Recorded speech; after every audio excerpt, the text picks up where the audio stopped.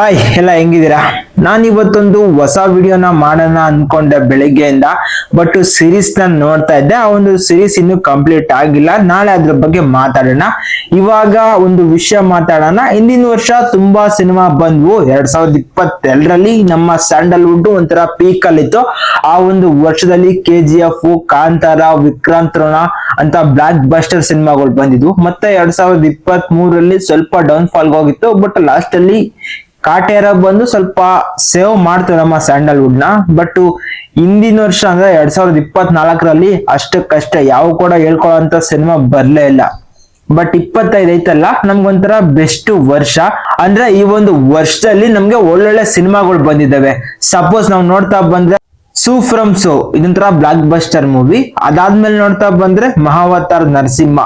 ನನ್ಗೆ ಒಂದು ಗೊತ್ತಾಗ್ತಾ ಇಲ್ಲ ಗುರು, ಈ ಒಂದು ಸಿನಿಮಾನ ನಮ್ ಕನ್ನಡ ಸಿನಿಮಾ ಅಂತ ಯಾರು ರೆಕಗ್ನೈಸೇಷನ್ ಮಾಡ್ತಿಲ್ಲ. ಇದನ್ನ ಮೇಕಿಂಗ್ ಮಾಡಿರೋದು ಹೊಂಬಾಳೆ ಅವರು. ಈ ಒಂದು ಸಿನಿಮಾ ನಮ್ಮ ಕನ್ನಡದನೇ. ಅದನ್ನ ಗಮನದಲ್ಲಿ ಇಟ್ಕೊಂಡು ತುಂಬಾ ಜನ ಮೆನ್ಷನ್ ಮಾಡಿ ಅದಕ್ಕೂ ಕೂಡ ತುಂಬಾ ಕ್ರೆಡಿಟ್ ನ ಕೊಡಿ. ನಾನು ತುಂಬಾ ಕಡೆ ಗಮನಿಸ್ತಾ ಇರ್ತೀನಿ, ಮಹಾವತಾರ್ ನರಸಿಂಹನ ಸಿನಿಮಾ ತರನೇ ಏನೋ ಟ್ರೀಟ್ ಮಾಡ್ತಿಲ್ಲ. ಬಟ್ ಈ ಒಂದು ಸಿನಿಮಾ ಮಾಡಿದ್ದಿಲ್ಲ ರೆಕಾರ್ಡು, ಅನಿಮೇಷನ್ ಸಿನಿಮಾದಲ್ಲಿ ಒಂಥರ ರೆವಲ್ಯೂಷನರಿ ಸಿನಿಮಾ ಇದ್ದಂಗಿದು. ಈ ಒಂದು ಸಿನಿಮಾ ಥಿಯೇಟ್ರಿಕಲ್ ಅಲ್ಲೇ 300 ಕೋಟಿಗಿಂತ ಜಾಸ್ತಿ ಹಣನ ಗಳಿಕೆ ಮಾಡಿದೆ. ಅಷ್ಟೇ ಅಲ್ಲ, ನಮ್ಮ ಇಂಡಿಯನ್ ಅನಿಮೇಷನ್ ಸಿನಿಮಾಗಳಲ್ಲೇ ಟಾಪ್ ಪ್ಲೇಸ್ ಅಲ್ಲಿ ಇದೆ ಪ್ರೆಸೆಂಟ್.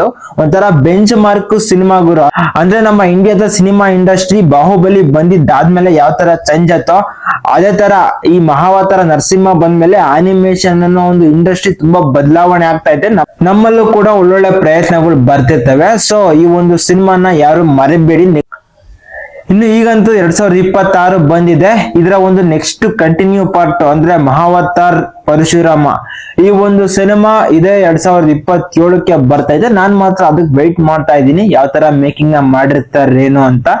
ಅಷ್ಟು ಬಿಟ್ರೆ ಈ ಒಂದು ವರ್ಷದಲ್ಲಿ ನಮ್ಮ ಕನ್ನಡ ಇಂಡಸ್ಟ್ರಿಯಲ್ಲಿ ಮೋಸ್ಟ್ ಎಕ್ಸೈಟೆಡ್ ಆಗುವಂತ ಸಿನಿಮಾಗಳು ಯಾವ್ಯಾವ ಇದಾವೆ ಅಂತ ಲೈಟ್ ಆಗಿ ಒಂದು ಲುಕ್ ಹಾಕೊಂಡ್ ಬಂದ್ಬಿಡೋಣ ಬನ್ನಿ. ಈ ಒಂದು ವರ್ಷ ನಮ್ಮ ಕನ್ನಡದಲ್ಲಿ ಮೋಸ್ಟ್ ಎಕ್ಸ್ಪೆಕ್ಟೆಡ್ ಮೂವಿ ಯಾವುದು ಅಂತ ನೋಡ್ತಾ ಬಂದ್ರೆ ಮೊದಲನೇದಾಗಿ ನಾವು ನೋಡೋದನ್ನೇ ಟಾಕ್ಸಿಕ್. ಯಶ್ ಅವರು ಆಫ್ಟರ್ KGF ಆದ್ಮೇಲೆ ಬರ್ತಿರ್ತಕ್ಕಂಥ ಸಿನಿಮಾ ಇದು. ಈ ಒಂದು ಸಿನಿಮಾ ಮೇಲೆ ತುಂಬಾ ಎಕ್ಸ್ಪೆಕ್ಟೇಷನ್ ಇದೆ.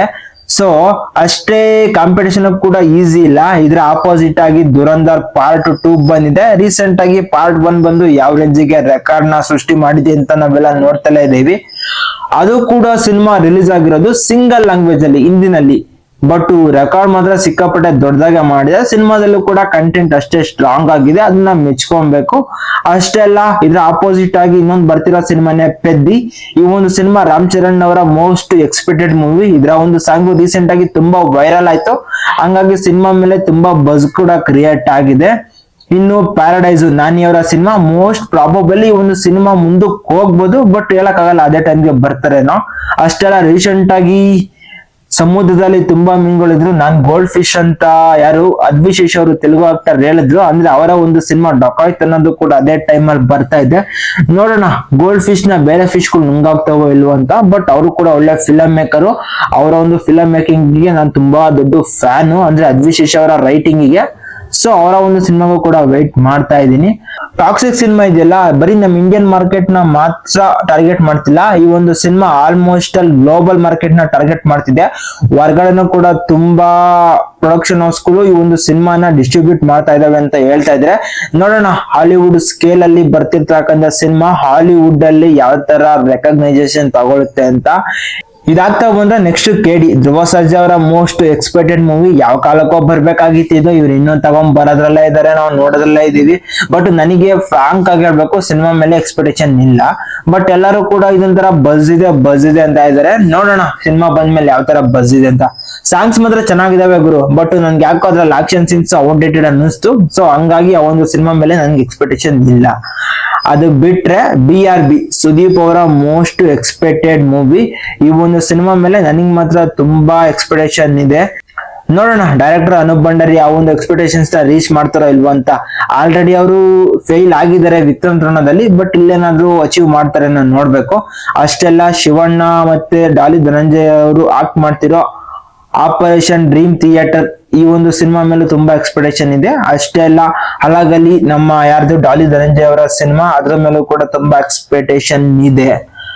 ಅಷ್ಟೆಲ್ಲ ಈ ಒಂದು ವರ್ಷದಲ್ಲಿ ನಮ್ಮ ರಕ್ಷಿತ್ ಶೆಟ್ಟಿ ಅವರ ಕಡೆಯಿಂದ ಬರ್ಬೋದಾದಂತ ಸಿನಿಮಾ ರಿಚರ್ಡ್ ಆಂಟೋನಿ, ಇದ್ರ ಮೇಲೆ ಕೂಡ ಎಕ್ಸ್ಪೆಕ್ಟೇಷನ್ ಇದೆ.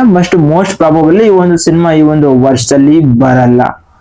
ಸೊ ನನಗ್ ಗೊತ್ತಿರೋ ತರ ಇವೇ ಗುರು ಮೋಸ್ಟ್ ಎಕ್ಸ್ಪೆಕ್ಟೆಡ್ ಸಿನಿಮಾಸ್ ಅಂದ್ರೆ ಈ ಒಂದು ವರ್ಷದಲ್ಲಿ.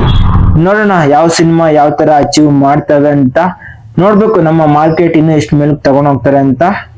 ಸೊ ಇದಾಗಿತ್ತು ಇವತ್ತಿನ ವಿಡಿಯೋದ ಮಾಹಿತಿ. ನಾನ್ ನಿಮ್ಗೆ ಮತ್ತೆ ಸಿಗುತ್ತಾ ಇರ್ತೀನಿ. ಬಾಯ್.